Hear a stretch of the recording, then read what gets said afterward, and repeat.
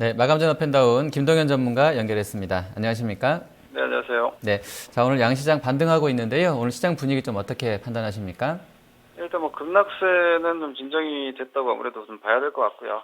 이번 조정이 이번 급락세가 뭐 특히 우리나라 같은 경우는 뭐 추석이 설이 끼어 있어서 상당히 다행스러운 시세가 나왔는데 일본의 제로 마이너스 금리 뭐 그로 인해서 여러 가지 금융 시스템에 대한 어떤 우려감이 있었고 엔캐리 트레이드의 청산 우려감 이런 부분들이 좀 증폭되면서 선진국 시장 위주로 조정이 좀 깊게 나왔죠. 특히 엔캐리의 수혜를 많이 받던 미국 쪽의 데미지나 일본 데미지가 좀 컸다라고 볼 수 있기 때문에 이머징 쪽은 의외로 괜찮았습니다. 상당히 견고했고요. 이런 부분들 보면은 지난 주말 미국의 금융주 반등 모습과 오늘 일본의 급반등을 봤을 때 급락세는 일단 진정이 되지 않았나라고 좀 판단을 하고 있고요. 다만 우리 시장에서 코스닥 성장주들의 자금 이탈은 엔케이 청산과 그리고 미국 시장의 하락과 어떻게 보면 좀 연결되는 부분이 있기 때문에 그에 대한 변동성은 당분간 좀 이어질 수 있겠다고 보셔야 되겠습니다. 네, 자 그럼 종목 보겠습니다. 오늘 포스코와 바이로메드 또 대림산업 주셨는데요. 자 먼저 포스코 보겠습니다. 뭐 자산 매각 얘기도 계속 나오고 있고요. 또 뭐 해외 쪽에 대한 투자들도 좀 진행되는 것 같습니다. 또 뭐 부채 비율을 줄이겠다라는 이런 그 고강도의 구조조정 이야기도 계속 좀 이슈화 되고 있는데요. 오늘 뭐 시세에 총 상위주에서는 가장 좋습니다. 5%뭐 급등권인데요. 이 종목 어떻게 대응해야 되겠습니까?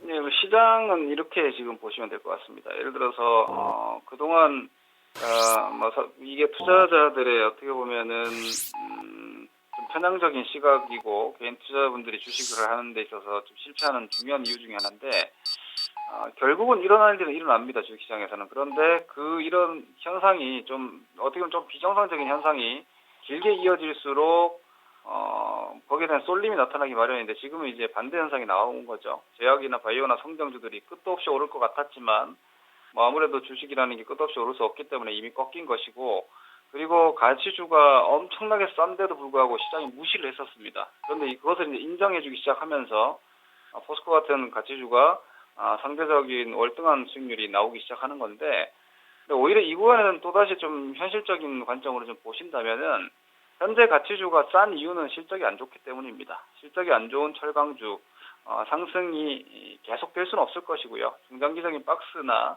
방향 모색 과정은 다시 진행될 것으로 예상되기 때문에 맥스 20만 정도 생각하신다면은 시장은 가치주를 선호하지만 그렇다고 가치주가 지금 위치에서 계속해서 급등할 수는 없다라는 관점에서 다시 한번 또 냉정을 찾을 필요가 있겠다라고 보여지기 때문에 매수는 좀 자제를 하시고 저가에 매수하신 분들은 장기 투자하시는 분들은 계속 끌고 가셔도 된다고 봅니다. 저는 여전히 충분히 저평가라고 보고 있지만 단기적인 트레이딩 관점으로 접근하신 분들의 경우에는 아직 업황 호전이 확인된 것은 아니기 때문에 밸류에이션상 적정가를 찾아가는 시세는 아직 아니다라고 보면 저점대에서 20% 올라왔다라면은 저항권을 이제 찾는다라는 관점 보시면 되겠습니다. 네, 자 바이로메드는 좀 어떻게 뭐 반등이 좀 이어진다고 보십니까? 셀트리온과 함께 코스닥 시가총액 상위 바이오 쪽에서 가장 큰 변동과 이슈가 되는 주식인데 이전에 말씀드렸습니다. 18만 5천 원. 지난번에 제가 잠깐 출연을 했을 때 그렇게 말씀드렸죠. 성장주는 어차피 꿈입니다.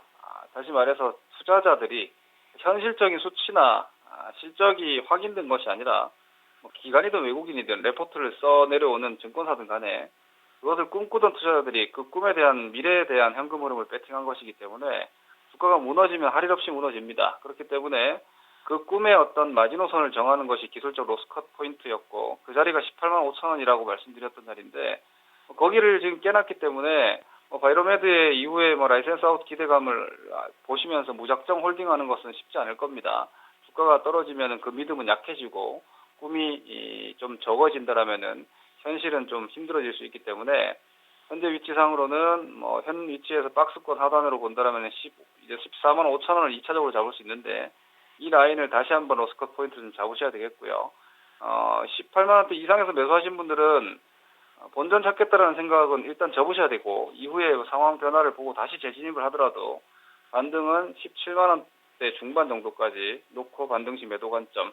어차피 주식은 성장주는 저는 늘 말씀드리지만 차트를 우선적으로 보는 게 필요하다고 생각합니다. 많은 분들이 주가가 그동안 좋았기 때문에 성장주를 차트를 보는 것이 아니라 모멘텀을 본다고 얘기를 하지만 주가가 꺾이면 그 생각은 바뀝니다. 그렇기 때문에 차트가 무너진 주식은 매도하셨다가 차트가 만들어지면 다시 진입하면 되기 때문에 성장주 전반에 대해서는 기술적 대응 위주로 좀 관리를 하셔야 되겠습니다. 네, 자, 대림산업 보겠습니다.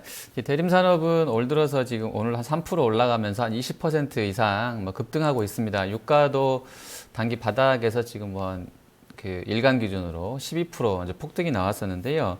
오늘 뭐 상승입니다. 이 랠리가 좀 이어질 수 있다고 보십니까? 뭐 이렇게만 제 의견을 드리겠습니다.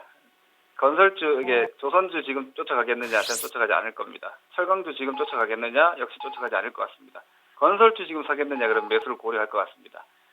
다시 말해서 지금 위치에서 저가에서 대부분의 산업재나 가치주, 경기 민감 섹터가 뭐 20%, 30%가 올라왔지만 현재 위치에서 추가적인 시세 연장선상에 있는 섹터를 고른다라면 저는 건설이 아닐까 싶습니다. 여러모로 봤을 때 이란의 추가적인 어떤 투자 기대감들도 충분히 유효해 보이고요. 그리고 하방 경직이 가장 오랫동안 나와 있는 섹터입니다. 철강이나 조선은 최근까지도 떨어졌던 주식이고 건설은 어떻게 보면은 한 최근에 2, 3년 정도의 하방 경직을 미리 좀 만들어 놨기 때문에 좀 더 상승에 좀 우호적인 여건과 환경이 되지 않을까라고 보고 있고요. 밸류에이션 메리트도 상당하기 때문에 그리고 국내 부동산 시장에 대한 걱정은 좀 유지가 되고 있지만 해외적 부실은 일단 일단락이 돼 보이고 유가가 올라가지는 않겠지만 이란이라는 모멘텀 또한 있기 때문에 당분간은 건설주는 구간 주도주 역할을 좀 더 이어나가지 않을까 기대하고 있습니다. 네, 자, 그리고 하락 종목 보도록 하겠습니다. 아모레퍼시픽과 바텍, CJ E&M 주셨습니다. 자, 먼저 아모레퍼시픽 보겠습니다. 오늘 일단 화장품 쪽이 좀 안 좋습니다. 그 한국콜마 같은 경우는 좀 실적이 좀 부진했던 부분도 있고요. 지금 아모레나 LG생명도 한 2%씩 하락권인데요. 자, 이 종목은 어떻게 좀 대응을 해야 되겠습니까? 네, 아모레퍼시픽이 1월 달에 40만 원을 못 지켰기 때문에 이제 화장품 섹터는 그냥 아주 평범한 주식이라고 생각하시면 될 것 같습니다. 예전에 특별함을 배제하면 쉽게 시세가 파악이 될 섹터라고 보이고요. 지금으로서는 여전히 실적은 좋지만 성장에 대한 퀘스천 마크가 달렸기 때문에 싸지면은 반등할 것이고 올라가면 저항을 받는 박스권이 이어지리라고 예상하고 있습니다. 네. 자, 그럼 마지막으로 한 종목만 더 보겠습니다. CJ E&M인데요. 코스닥에서 오늘 글쎄요, 카카오도 좀 별로고요. CJ나 YG 엔터 이런 쪽들도 좋지가 않습니다. 셀트리온도 지금 하락 들어가 있고요. 이쪽은 좀 어떻게 좀 대응을 해야 되겠습니까?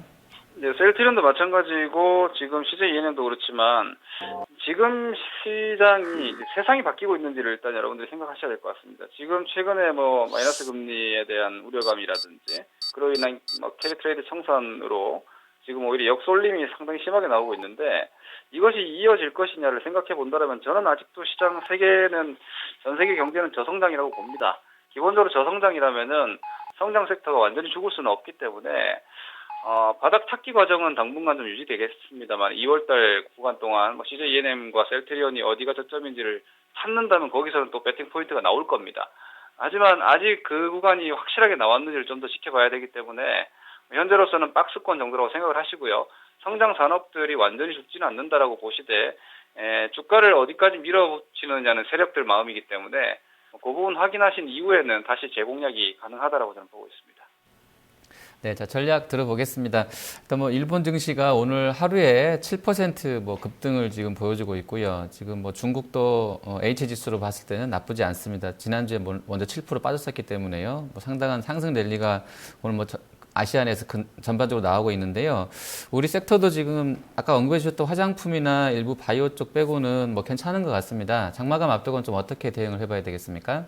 네, 안도 반등이라고 보시면 될 것 같습니다. 안도 반등이지만 상승 연속성은 좀 제한적일 것 같고요. 이 부분은 변동성이 좀 유지가 될 것이고 다만 저가 매수는 가능합니다. 오늘처럼 올라오는 날 따라가지는 마시고 다시 또 흔들리는 자리에서는 매수를 해도 된다. 그리고 성장주들은 아직 좀 더 불안정하기 때문에 저점을 좀 더 명확하게 확인하고 저점 매수 관점 접근하자 이렇게 말씀드리겠습니다. 네, 알겠습니다. 오늘 말씀 잘 들었습니다. 고맙습니다. 네, 마감 전화 팬다운 김동현 전문가였습니다.